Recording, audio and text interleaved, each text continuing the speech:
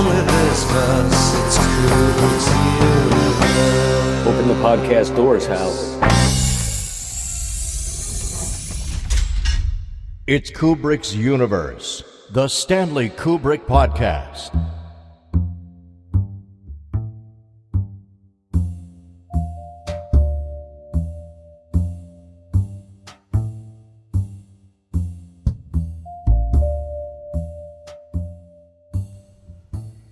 Hey everyone, welcome back to Kubrick's Universe. So, as you may know, on July 15th of this year, 2018, some big news broke about a previously unknown movie script being discovered. But this wasn't just any script. It was a script penned by Stanley Kubrick and Paths of Glory co-writer Calder Willingham over 62 years ago. And it had only been discovered when one of Stanley's earliest collaborators, the composer Gerald Fried, brought it to the attention of Kubrick fans the world over. The script is called Burning Secret, and it's an adaptation of a 1913 novella by Austrian writer Stefan Zweig, and it tells the story of a young boy who is seduced by a man in order to get to the boy's mother. Thus far, there have been 3 filmed versions of the original novella, the most recent being in 1988. And that production was written and directed by Andrew Birkin, and it starred Klaus Maria Brandauer, David Eberts, and the legendary Faye Dunaway. But this particular treatment of the screenplay by Kubrick and Willingham was discovered by our friend Nathan Abrams, a professor in film studies at Bangor University, while he was just doing research for his new book about Stanley Kubrick. And we're going to hear from Nathan in just a bit about that. But first, I have to tell you that earlier in 2018, we did have the pleasure of speaking with Stanley Kubrick's longtime right-hand man and good friend, Leon Vitali. Incidentally, just a few days after this amazing news broke, so obviously we had to ask him for his take on what he knew about this little big nugget of knowledge. One of the things, Leon, that's just come up is fascinating news, which is that apparently in the mid-1950s, Stanley and his then producing partner, James Harris, when they presented Paths of Glory to MGM, they had turned down their project initially. But then they took this other property to the studio, which was a screenplay that Kubrick had co-written with Calder Willingham based on Stefan Zweig's novella, The Burning Secret. And the studio also turned down that project. But the script has just resurfaced thanks to Nathan Abrams. And the reason it's believed at this early stage is because it was likely due to the sexual nature of that story was unlikely to pass the production code in the United States at the time. So now that this screenplay, which was, unknown until recently, has just been discovered, what's your take on it? Do you think there's going to be a bidding war? Do you think, it's going to not get made? What's your gut? I mean, what can I say? I mean, the thing is that, I'm not precious about these things. If somebody, let's say for one of the discussion, if someone like Paul Thomas Anderson thought, well, I'd like to have a look at that, then of course I'd applaud it. I kind of think, please go ahead, But what one worries about with a thing like this is that, which often happens, and, I'm going to say I understand why it happens. If it becomes a piece of salacious, material that, is there because of just the sexual kind of innuendos and suggestion behind it, because even now it would be if you did it properly, it would be a very contentious picture, to do. It really would. Probably more now than would have been, because I think it would have been very, very hard for him to shoot a film like Alita right now in this climate. Yeah. I really, really do. And Adrian Lyne, who actually sort of went closer to the book, but I didn't think, I hate to say this, Adrian, but I didn't think it was as good as Stanley. You're allowed to say that, Leon. You are allowed to say that. But the thing was, he kept Adrian Lyne kept a much closer kind of detail, and it would have been totally impossible for him to, I think, got away with making the film that he made. Now, it really would have been. So I think something like that's always going to be contentious and always going to be, but that's the reason why it needs the most serious-minded filmmaker, to handle material like that. Yeah, well said. Very well said. Yeah,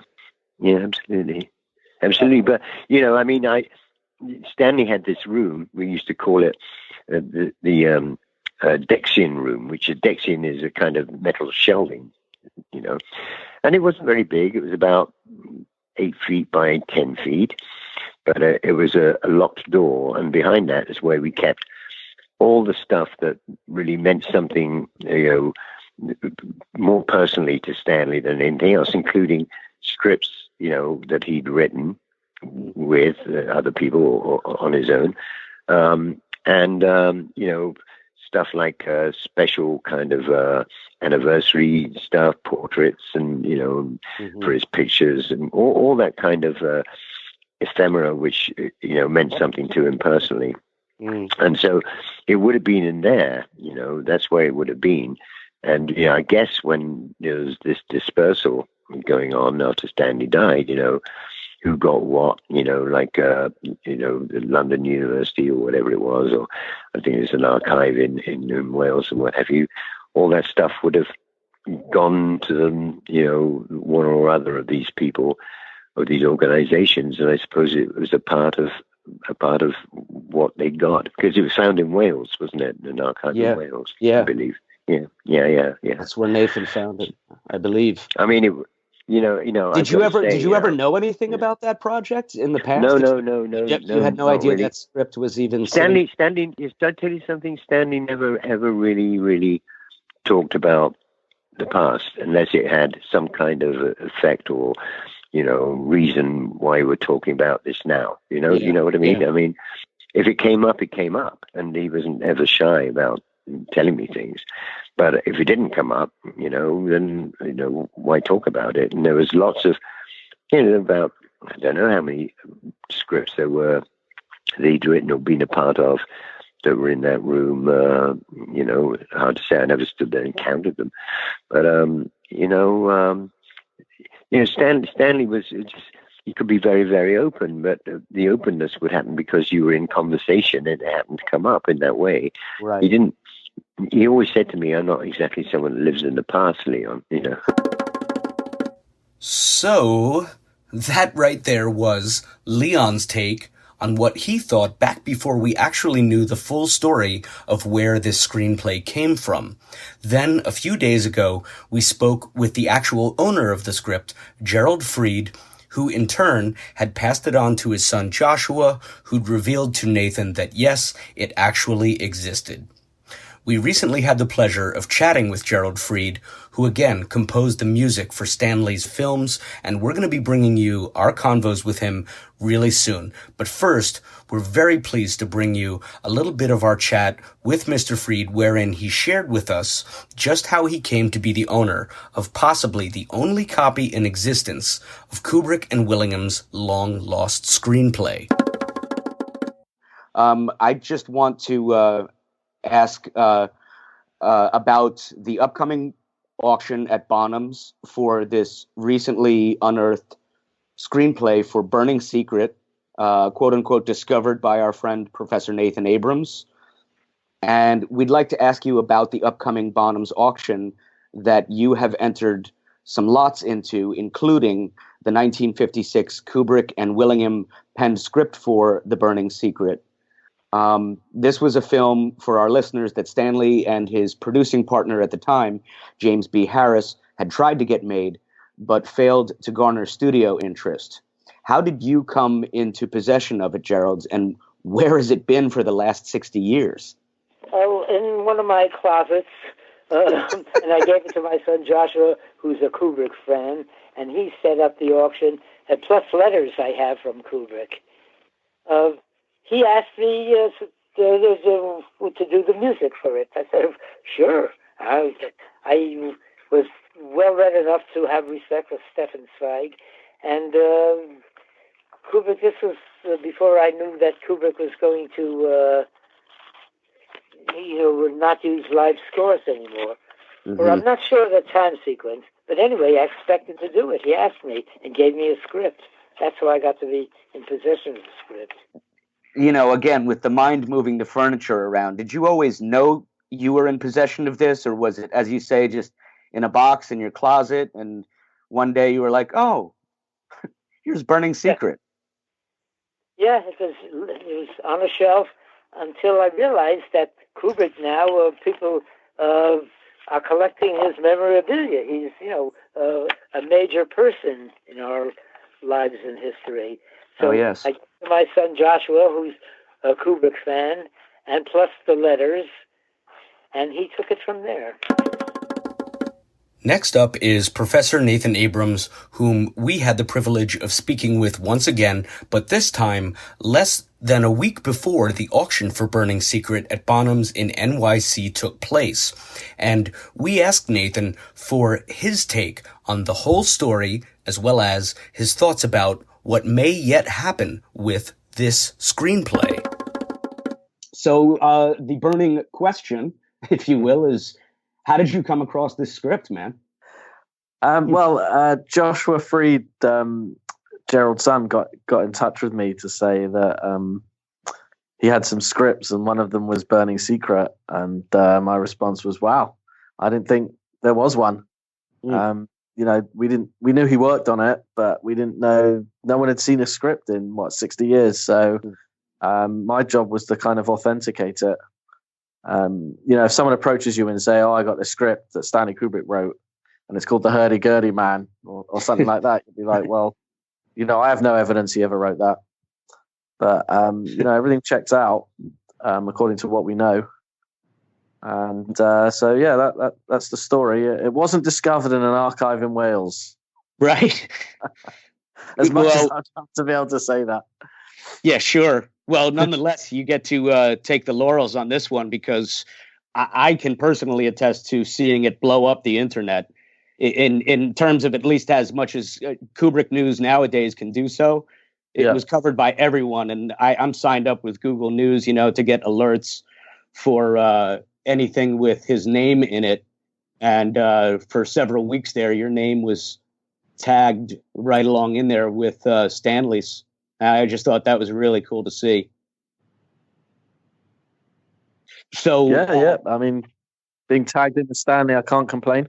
Jason, if you get pregnant pauses from Nathan, that's just normal. Just imagine you speaking to me. Listen, if I get pregnant, it'll be a sign from God. Yeah, my pauses are very fertile. Oh my goodness. Well, all right. So Nathan, can you tell our listeners anything about the story that unfolds in the Burning Secret script? I mean, if you're allowed to, and moreover, more specifically, its relationship to the film he made 6 years later, Lolita, which has similar themes. Yeah. So what he's done is taken the Stefan Zweig story, and which is obviously set in Austria, written in German, and he's translated it, I mean, literally into English and into an American idiom, and he sets it in the American South in a contemporary story, 1956, which is interesting because when you think about it, not all Kubrick's films were set in the period in which they were made. As they get later on, they tend not to be, right? Mm-hmm. And apart from maybe Eyes Wide Shut, and so there's similarity there, and I'll talk about how I think it influenced his later career. So he translates it into an American idiom. He sets it in the South, and he fleshes out. I mean, it's a short story, and I think he fleshes it out. So the husband of the... All right, so the story is there's a married mother on holiday with her son, and this bored insurance salesman spies the mother and decides to seduce her. And because she rebuffs his initial advances, he goes through the son and uses the son as an unwitting go-between to get to the mother. And tied up with that is a story of a strangler at large. So the son thinks that this insurance salesman is going to murder his mother. Anyway, when he realizes that doesn't happen, he witnesses this kind of act of love between them. I'm not saying they were making love, but it was clear that they were having more than a friendship. And he rushes home to tell his dad. And the kind of denouement is whether he's going to tell his dad or not, or keep this burning secret. I mean, obviously, I think the clue's in the title. Right. He does. And what's interesting is it kind of sets up the prototype of what he was going to do with Eyes Wide Shut. In particular, taking an Austrian story, a contemporary of Arthur Schnitzler, translating it into an contemporary American idiom, changing the names. In the original story, the mother's Jewish. Mm-hmm. I mean, there isn't much discussion of the Jewishness in it, but that's taken out completely in the screenplay. That the husband of the mother has more of a role. There's lots of telephone conversations, so he's fleshed out certain elements, or at least Calder Willingham, and he has fleshed out these elements. Obviously, his desire to make the film was frustrated, but one can certainly see this kind of interest in sex, family relationships, family triads, triangles, in marriage, fidelity, adultery. One can see elements of that in all of his films thereafter, particularly in, say, Lolita, Barry Lyndon, The Shining, and then culminating in Eyes Wide Shut, right? Which is again another family triangle. Of course, disrupted by an outsider. So, and interestingly, with Lolita was less of a translation, because if you think, it was set in the period pretty much that the film was made. Sure. And Nabokov did the original kind of screenplay that then Kubrick and Harris worked on to cut down into a filmable size. So right. But I think, to sort of summarize, the Burning Secret screenplay shows us Kubrick's working method, particularly when it comes to taking an Austrian Jewish text. And secondly, I think we see elements of it, in a way, in all of his future films. Mm-hmm. Yeah, I think that's very astute. All those observations and pointing out the triad, and we certainly have a bit of a triad between the existing.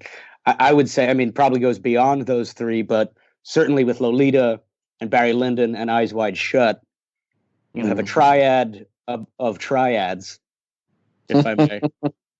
Very nice. Yes.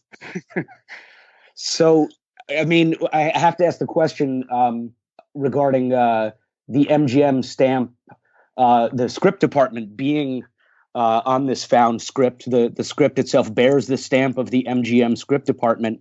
Can you tell our listeners what that actually means, and do they still hold any rights over the script? Well, we're still investigating that. Do your listeners need to know the history of how this screenplay came about, or if it's stuff you can share, please do. Yeah. So the story is Kubrick had wrapped The Killing, and that film had sort of made his name, or at least got his name about, and he was looking to adapt Paths of Glory by Humphrey Cobb. And he went to MGM, and MGM were like, "Oh boy, not another war story." But we have all these properties that we've bought. Have a look through, and if there's anything that grabs you, go for it. So Harris and Kubrick were just in their office going through these scripts, endless scripts, and the only one that really grabbed at least Stanley's attention was Burning Secret. Harris wasn't so enamored by it, but Kubrick really wanted to develop it, so he brought in Calder Willingham, who is kind of somewhat forgotten now. I think really only the aficionados know him. The hot young Greenwich Village novelist who Sure. wasn't afraid to address risque issues in the 50s. In The Natural Child, he deals with abortion, and this is in the early 50s. So he's kind of a hot, risque young writer, and Kubrick really wanted to use him. At that time, abortion was illegal in the United States. Yeah, that's correct. And just out of marriage sex. This novel dealt with, so they developed the screenplay. The problem was it's hard to know the exact reason. So they showed it to the production code, and the production code said there's not really a problem with this unless this murderous aspect isn't emphasized too much that I mentioned, the strangler, because the other elements are dealt with tastefully. So I'm not 100% convinced it was too risque for the period. I get the feeling that, and this is gut instinct, and one would have to do more research, that MGM kind of sussed out that Kubrick was his own person, and, probably wasn't going to toe a studio line. And, meanwhile, he's also working on Paths of Glory with Jim Thompson. That provided them with the excuse, you're in breach of exclusive contract now to him. But the person who was his big supporter at MGM, George Sherry, he got fired. So there was a project that Kubrick was working on. Harris wasn't so enthused by it. I don't think the studio were so enthused by it. But the person who was supporting the project got fired. So he lost his internal support. Got it. And I think they and then they used this excuse that, well, you're in breach of contract now because you're working on Burning Secret by day and you're doing Paths of Glory by night. And I think they got a sense of they're not gonna, he's not the kind of person who's gonna do what we say, right? Right. So clearly, yeah. So, but then one needs to go into more. So, because the problem is now is that MGM doesn't exist as it used to. Right. But part of it does. So, yeah, the legal part that might want to rear its monstrous head over property rights. Exactly, which is why it's not so much that we can't talk about; it's what one can do with the actual script, right? Exactly. And so. There's an issue of, does MGM own it still? What's the option on the story? Obviously, because Birkin got an option on it in '88. If it's 30 years, it just would have run out. Was that an option? Right. Was that an option on the script or on the original novella? On the original novella. Yeah. So there's that issue, but I think that can be overcome. But then it's co-written by Willingham and Kubrick. So presumably their estates own it. But no one's kind of claiming it. Jan hasn't spoken up on this yet? Not to claim it, no. Would MGM have originally commissioned, would they paid the development fund for that to be written? For the screenplay. Yeah, would MGM have actually kind of paid Kubrick and Willingham for that script, for the screenplay? Well, no, Kubrick was under contract to them anyway. Yeah. If you see what I mean. So they were, I don't think they were paid a salary out of which they produced that. If you see what I mean. So they own it. MGM, I suppose, owns it, but in the absence of MGM existing in the same way as it did then. Well, this was very common at that time for actors and directors to be under contract exclusively. Yeah. So been trying to suss this one out ever since the story broke and getting better, bigger legal brains than mine on it. All I know is what I shouldn't do. Yeah, I don't really know what other people can do, and I got a lot of queries in the immediate aftermath of some people throwing about some big names. I mean, this simple fact is really important for next Tuesday's auction, as far as I can see it. I mean, I think it's been put up on auction as a £10,000 start or $10,000 starting number. But I mean, if it's just a piece of memorabilia at that price, that's fine. But if it's a producer can buy that script and take it and own the rights to it, I mean, that's got to be worth hundreds of thousands potentially. Yeah, I think yeah, I mean, I suppose the question that everyone wants to know is this any good? And there's only one way to find out, is buy it. Yeah. Gerald legally owns the thing, so he's fine. It's the IP, the intellectual property, is the issue here. So right. I think with this auction, yeah, people want to know what it's like. You know, beyond the obvious question of is it any good, I think the follow-up, obviously, you know, for just avid Kubrick fans is how soon till we can see this, and who's going to, you know, be granted the permission to direct it. Who's going to be the lucky one? Well, it depends on who buys it and what they do with it. Right. Yeah. And what kind of firestorm will ensue when people debate over, I don't want him to direct it, or I want her to direct it, and so forth. Yeah, I mean, there's quite a few questions in there. I mean, is it any good? I'll deal with that one.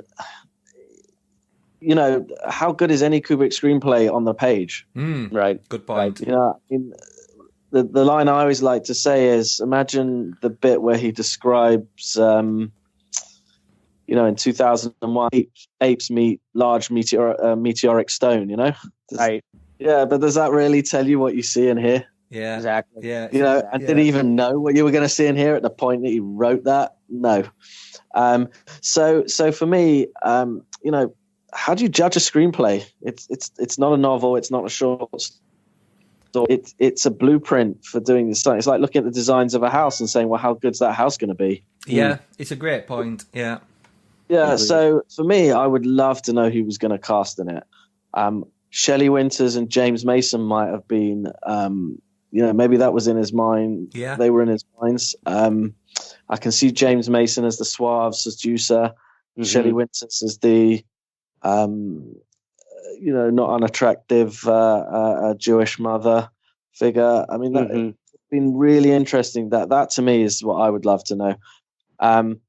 You know, camera direction and all that, we can't know because, you know, he probably didn't know. Yeah. And, you know, all right, Gerald would have scored it. So we can probably have a guess at that. So it's really hard to evaluate, you know, how good is any Kubrick script? I mean, I've been through lots of them. You know, it's hard to tell without seeing what the final film would have been. So yeah, what's going to happen with it? Well, I don't know. I mean, it's a tough one. I mean, who's going to bid? Is it going to be someone who just wants to own a piece of original Kubrickiana that no one else has? Right. Is it going to go to an archive? Or, as I suppose Joshua hopes, it will spark a bidding war between studios with a view to adapting it. But I think they're then going to have to do the hard work. I mean, I suppose they pay people a lot of money to do that, to find out if they can. So at this stage, it's a total gamble, really. I mean, is there a situation? Is it in New York, by the way, the auction? Yeah, it's in New York. Yeah. I mean, is there a situation where you can go and look at this item before bidding on it? You know, that's a good question. I don't know. You could contact them and find out. What you can do is you can register with them. And then you can bid from wherever you live, if you want to. Yeah, well, yeah, I'm already registered with Bonhams. I've been for some years, but at a £10,000 starting price, I won't even be tuning in. Yeah, it's worse than that. It's 20,000. Is it? Yeah. Wow. And with the weak pound at the moment, that's yeah. You know, a few years ago when it was 2 for 1, 10 grand. What's 10 grand? Sure, right. But these people throw money away at all kinds of things. So in Hollywood, well, I guess our hope would be that if somebody's going to be throwing money away, it would be somebody who is not interested in just holding on to a piece of Kubrickiana, as you say, and is somebody who in fact wants to see it developed. Yeah, that's interesting that you say that, because some people might say it the other way around. I know. I think of that. Actually, we should just have this screenplay and study it for what it is, and Yeah, I think it'll have all kinds of bidders. It'll have potential producers, it'll have collectors, it'll have academics who want to study it. I think it'll have the whole range. It's got a really good chance of having a good audience. This. Because I think that surely there's a school of thought that somehow it would be sullying this if we did make it, because it's not Kubrick making it. Exactly, yeah. And it's not like with AI where he said, as I understand it, that was always going to be a kind of Spielberg project, and Kubrick did all the groundwork, but he said, Stephen, you're going to finish this. Right. It's not the case with this. So, and then again, I mean, this is where I'd like to come in. If someone did want to adapt it, they'd have to be like, well, the person who's going to make it now is going to do so based on the knowledge of all Kubrick's films. Yeah. Yeah. But you'd have to make it, if you're going to be faithful to it, without any knowledge of the films after The Killing. That's a good point. So that's where I would want to come in and say, look, you've got to forget what you know, and you've got to remember he's learning his craft, and really he only became the director we know and love. Essentially to kind of place it within the timeline where it would have sat had he made the film. Yeah. That's really interesting. Yeah. Yeah, and you got to make a guess between this and using Paths of Glory. How would this have looked? Mm-hmm. Right. He's already doing the tracking shot, so we can put that in. He's already doing this. We can put that in. That the doubles or the Max Ophuls references and the checkerboards and whatnot. Mm-hmm. But many people fail to appreciate, and I sort of make the points in my work, but I'm quite forceful about this. The Kubrick that we know and love was forged on the set of Spartacus. Where anyone thinks of Spartacus, what he learned there made him the director that we know and love. It's not a blip, Spartacus. There's books that leave it out and they're wrong. So we have to think of his career up to, but not including Paths of Glory. And I think that's going to be hard for a director to forget. Indeed. They're going to be, let's put in a little reference to Hal here, or let's be clever, Right. That's the concern. That's a justifiable concern. But then again, apart from us who are like, let's keep it in amber, everyone else will be like, no, I want to see a film based on his whole work. Yeah. It's a tricky one, isn't it? It is. I think the best thing would be to do is to just be like, well, we're not going to honor him in the kind of direct way. Let's make a film that honors him in a, indirect way. Does that make sense? Yep. Not try and mimic Kubrick, not try and copy it, but. Well, I think for most people, I mean, even people who are generally aware of Stanley Kubrick, who may not be cinephiles, but who like going to the movies and whatnot, just to see in the new millennium, go to a theater, see a film, and then it has the director's name, and then, the next title card is, screenplay by Stanley Kubrick and Calder Willingham, or just, based on a screenplay by Stanley Kubrick and so forth. That would be a draw. Yeah. A potential box office draw. You know what they really want to see? What? Advised by Nathan Abrams. I want that on my CV. You want what? At least tell them that. They might believe it, huh? I want that on my CV. Forget about all those other people. You say Jason Furlong was advised by Nathan Abrams. Oh, well, Mr. Furlong, in that case, what is your starting salary? This is interesting. I mean, this is a whole new ball game for me. I mean, I'm just a lowly professor at a university in North Wales, and as someone put it to me, you're just some schmuck in a North Wales university, huh? Nothing schmucky about you. That man. was a family friend who said that to me, you know. Well, they're entitled if they're your friend. Yeah, yeah, it's fascinating. I was sort of a bit naive. I didn't expect to get this kind of level of Hollywood interest and media interest that I anticipated. You know, and it's interesting to see how Kubrick still, you know, he still grips, right? Oh, no doubt, no doubt. I mean, I've reflected personally on the idea that, you know, there are some people who become bigger in death than they were in life, but of course Kubrick was larger in life in his lifetime. It's just that, you know, he lived during the age of traditional press and before social media and stuff, but people were, you know, always, you know, talking about him and wanting to know all kinds of details about him. And so, of course, the press made up, you know, fantastic and often horribly inaccurate stories describing him as a curmudgeon and hermetic and so forth.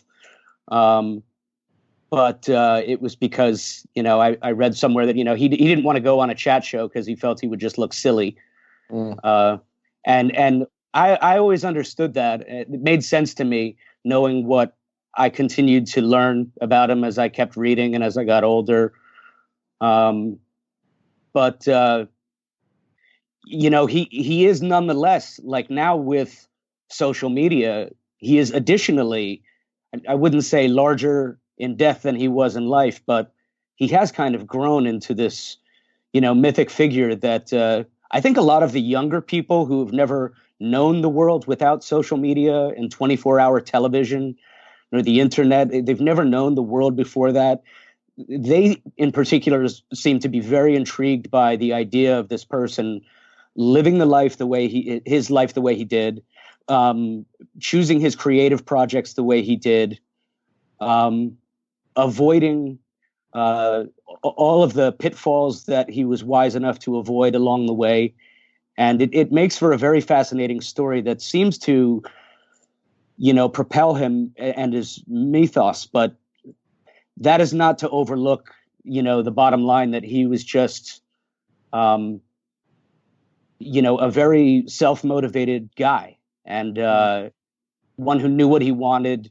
And people are always interested in that exceptional human being who is of singular vision. I think we always have been throughout history, and it's no wonder why, just because we have social media now, that people are captivated by him.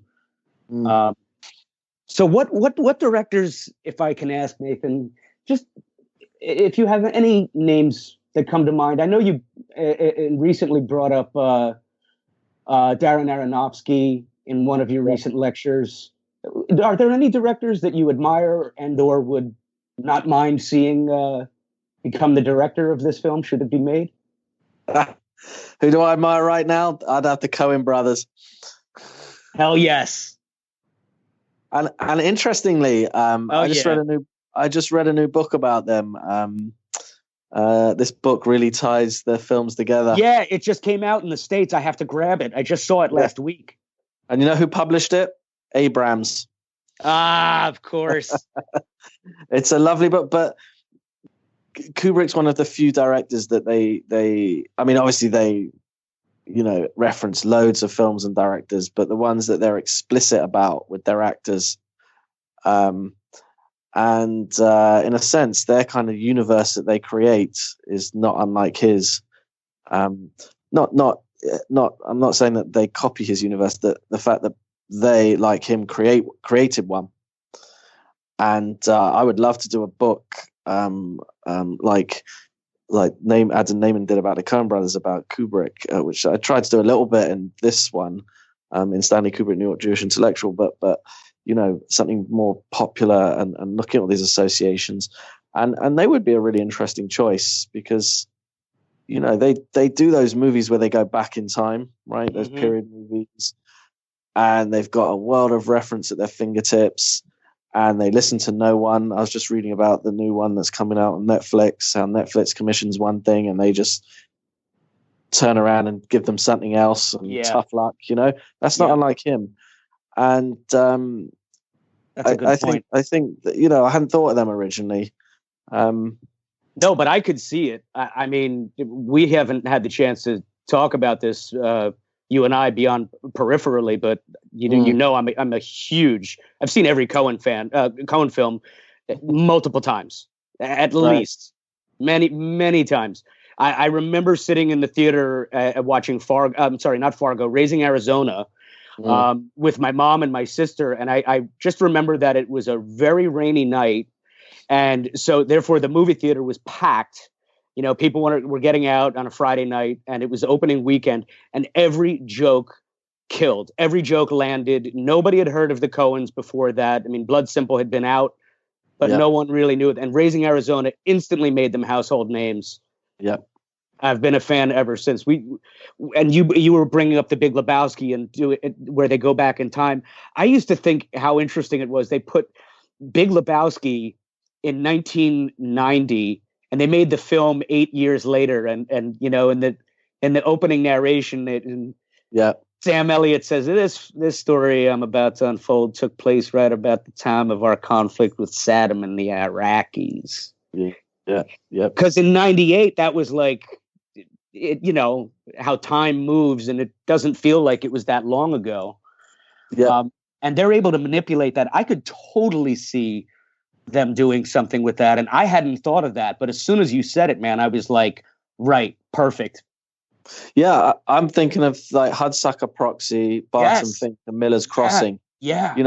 Especially Barton Fink, Oh, God, do I love that. Yeah. Yeah, but how they were able to recreate a period. But then again, A Serious Man goes back to the 60s, which is probably my other favorite. And then The Man Who Wasn't There. Mm-hmm. Or Oh Brother, We're Out There. I mean, they can do that kind of. And the good thing about Coen Brothers is, if it wouldn't be straight, right? So you wouldn't be disappointed. Yeah. Because, I'd have this fear that like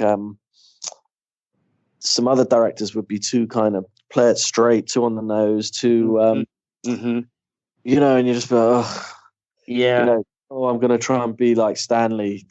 And it's like, it's too earnest, Yeah.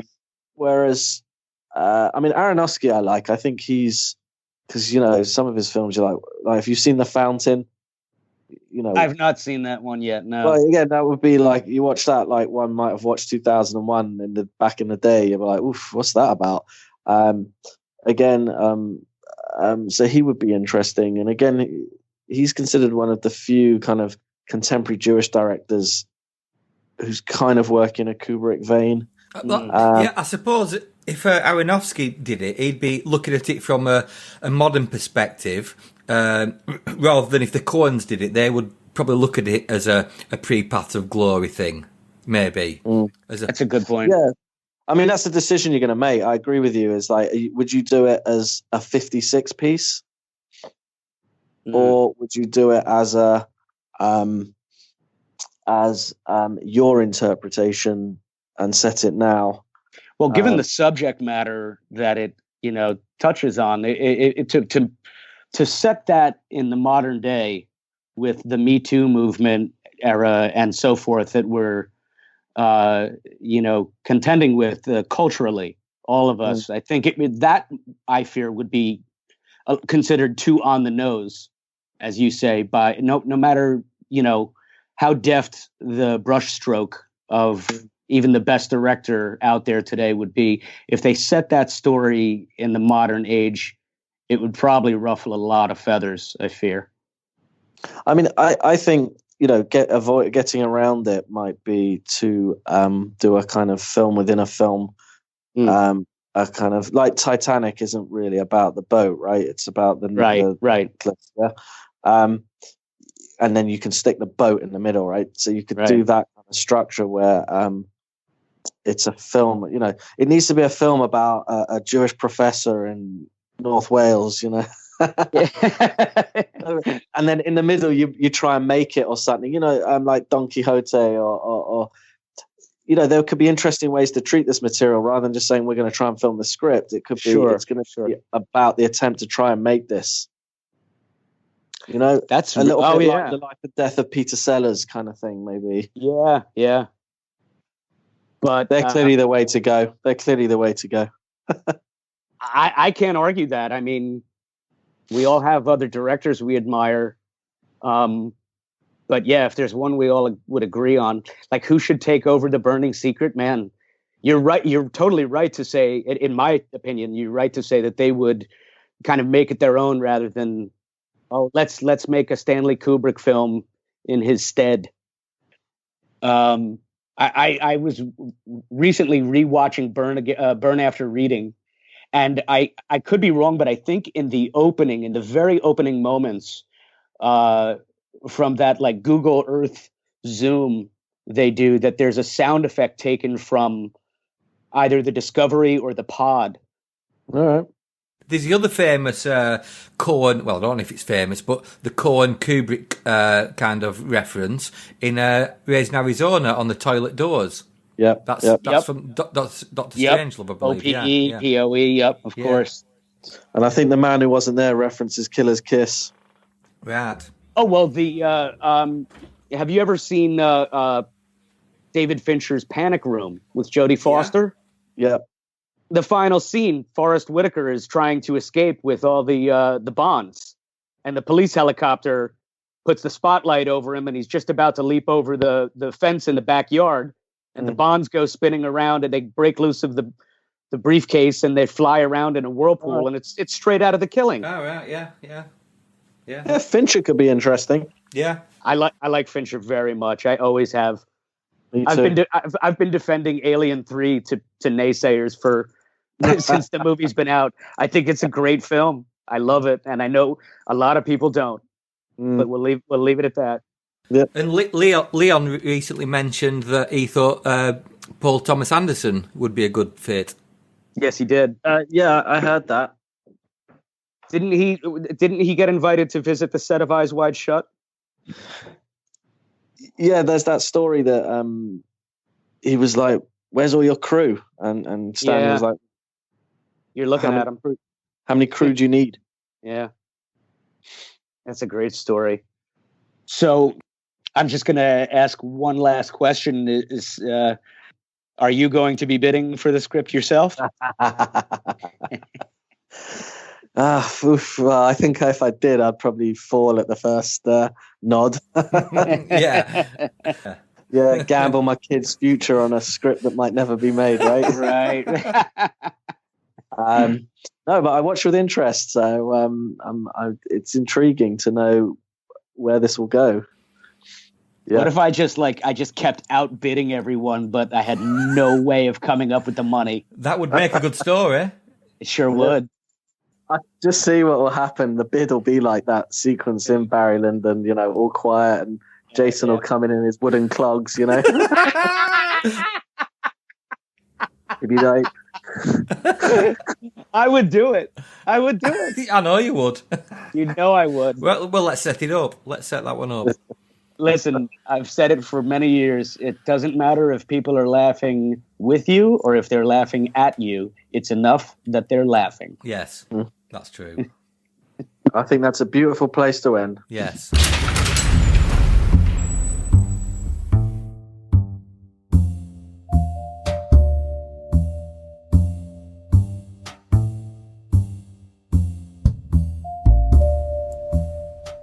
Okay, cool.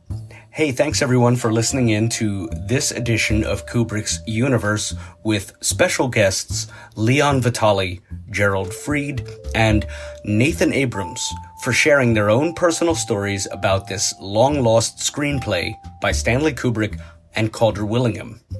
By the by, all three of the aforementioned gents are going to be featured on their own upcoming episodes of Kubrick's Universe super soon and toot sweet.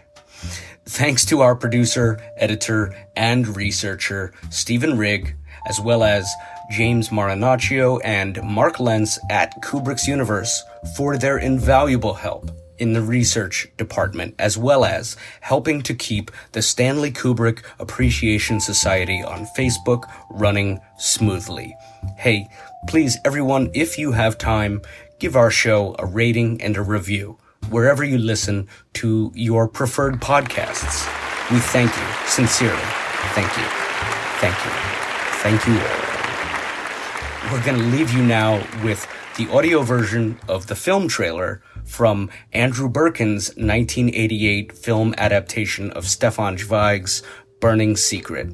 For now, your host, young old Meister Furlong, signing off. See you next time, everyone, and come back soon.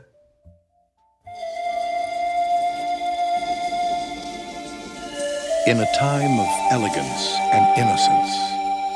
Take care of your mother for me.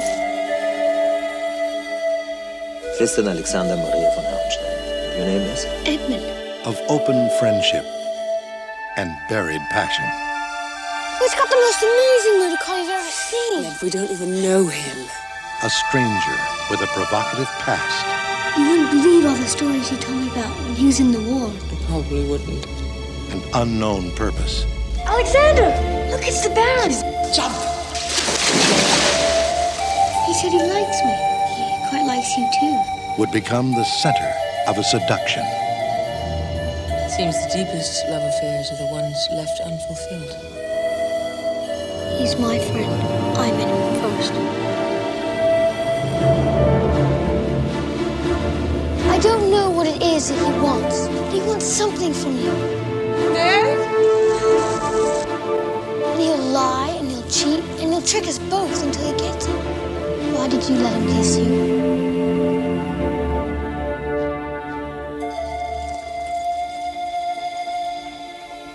Faye Dunaway, Klaus Maria Brandauer, and introducing David Eberts. Burning Secret.